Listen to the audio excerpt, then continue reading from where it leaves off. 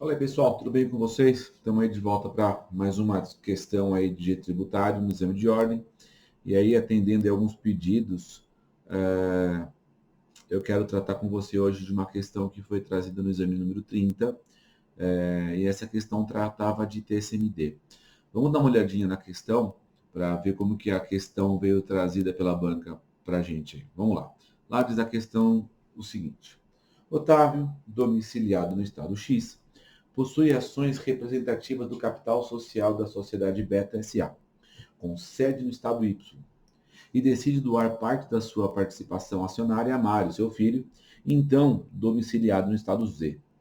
Com dúvidas quanto ao estado para o qual deverá ser recolhido o imposto sobre transmissão, causa-morte e doação, o ITCD, incidente nessa operação, Mário consulta seu escritório, destacando que o estado Z, portanto o estado onde tem domicílio o filho, estabelece alíquotas inferiores às praticadas pelos demais estados. Com base nisso, assinale a alternativa correta.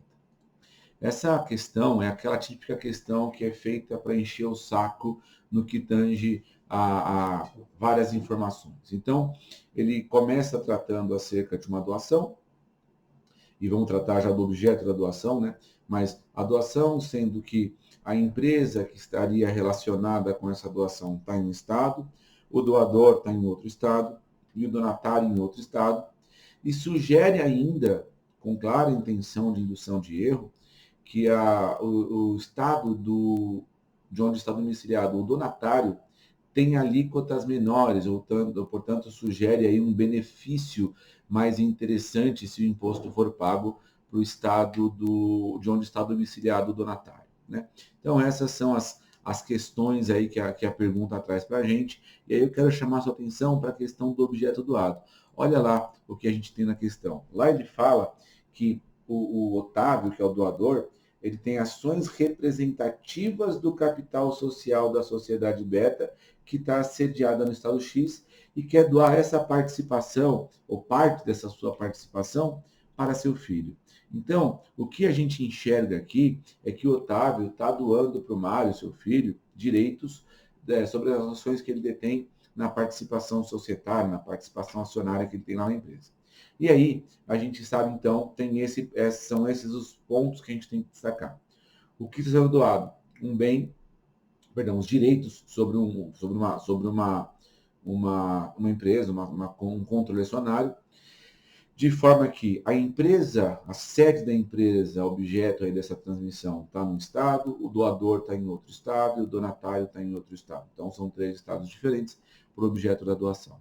Vamos dar aquela olhadinha nas alternativas. As alternativas trazem para a gente: assinale a alternativa correta, né? A pergunta vem nessa linha, então lá indica: A. O ente competente para exigir o ITCD na operação em análise é o estado X, onde tem domicílio o doador. O ITCD deverá ser recolhido no estado Y, uma vez que o bem a ser doado consiste em participação acionária relativa à sociedade ali estabelecida e o imposto compete ao estado da situação do bem. C. O ITCD deverá ser recolhido no estado Z, uma vez que o contribuinte do imposto é o donatário. E D. O doador ou donatário poderão recolher o imposto ao estado X ou ao estado Y, pois o contribuinte do imposto é qualquer das partes na operação tributária. Para a gente analisar essa questão, é imprescindível a gente guardar ainda uma lógica bastante clara. Essa ideia, na forma como a questão traz aqui para a gente, ela faz tem uma clara intenção de indução de erro, como eu falei mais cedo. Por quê? Porque ela faz menção ali à necessidade, à existência de uma intenção do sujeito de fazer o pagamento pela via do imposto mais barato ou menos oneroso, né? Que seria aí o domicílio do donatário.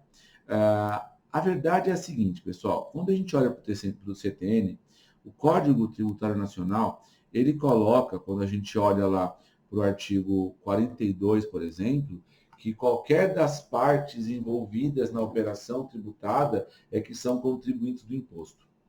Esse artigo 42, ele está tratando tanto de TBI quanto de TCMD. Só que, quando a gente olha para o texto constitucional, a gente tem uma outra lógica a observar. Por quê? Por que eu falo de outra lógica? Olha o que a gente tem lá no artigo 155 da Constituição, eu estou colocando na tela aí para a gente ver agora. Lá diz o seguinte, olha, compete aos estados e ao DF os impostos sobre a transmissão, causa-mortes e doações de quaisquer bens ou direitos. Então, um ponto que a gente tem que destacar aqui é em relação ao fato gerador. Transmissão causa-mortes, então, qualquer transmissão de propriedade em razão do falecimento, e a doação, qualquer ato não oneroso de transmissão de bens.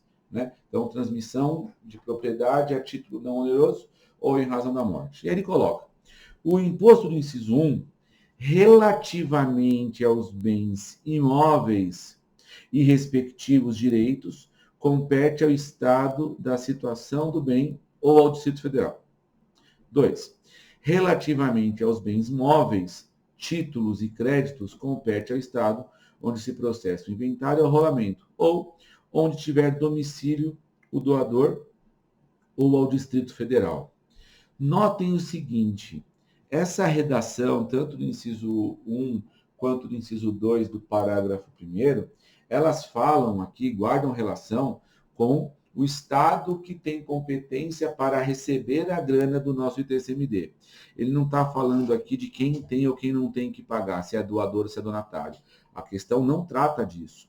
Se a questão tratasse de responsabilidade, de obrigação, a gente teria que ter uma informação a mais.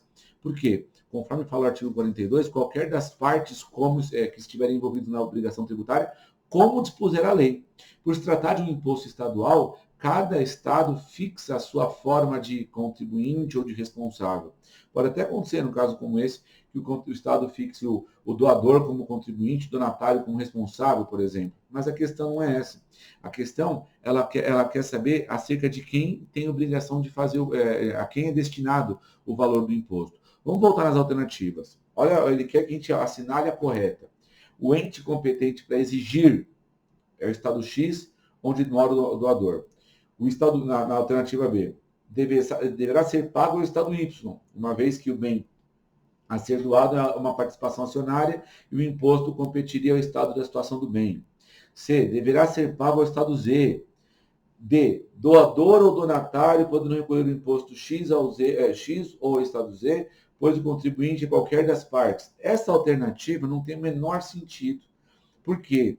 Porque por mais que ele faça menção a essa parte final, o contribuinte do imposto e qualquer das partes na operação tributada, a questão não está versando sobre quem tem ou não tem que pagar. A questão aqui, ela está trazendo a questão sobre outra ótica. Nesse caso, olha como que a D coloca. Doador e donador poderão recolher o imposto do Estado X. Não. Ou Estado Z. Também não.